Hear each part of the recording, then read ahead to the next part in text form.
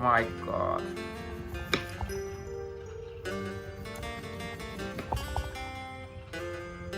এইটো অলপ ডাঙৰ হৈছে না মানে ইমানেই আৰু চব প্ৰয়োজন মানে ৰ' মেটেৰিয়েল আপোনাৰ ইমানখিনিয়ে আৰু ইমান বেছি দিব নালাগে আৰু এইফালে বিলাহী এটা কাটি লোৱা হ'ল যাতে মাংস অলপ টেঙা হ'ব লাগে টেঙা হৈ খোৱালে মানে বেছি খাব পাৰিব যিহেতু আপোনাৰ মাংসটো আপুনি দেখিছে চাগে পূৰা চৰ্বি আছে ন সেইকাৰণে অলপ টেঙা হ'ব লাগিব নহ'লে খাব নোৱাৰিব আপুনি